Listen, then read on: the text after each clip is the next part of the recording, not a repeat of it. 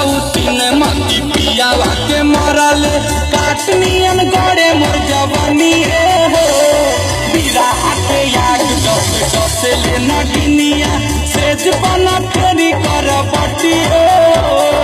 पवन फकर कटानी बापिया खेलू भवले रोजे सुते तानी मच्छरदानी हो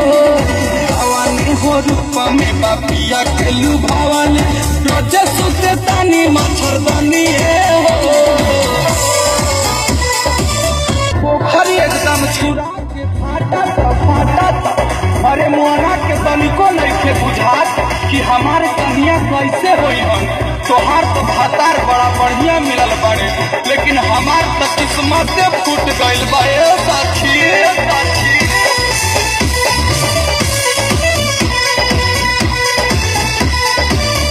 आगे सब के साजनमा से दिया भर भर करे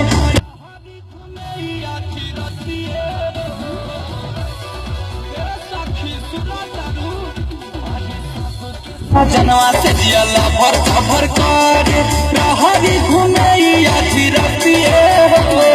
दारू के चिखाना में पोटारा मछरिया बासिन बिचुलिया पर खेले नजरिया फुसुर फुसुर करे खूबे बतिए गवाने हो चुकवा कैले साटेली गुजरिया भइल बा जवानिया के घतिए बजर करो ठनका गिरो करा जवानी करे नहीं खरा मोर पलनी कवन फतर काटनी बापिया खेलू भवले रोजे सुते तानी मच्छरदानी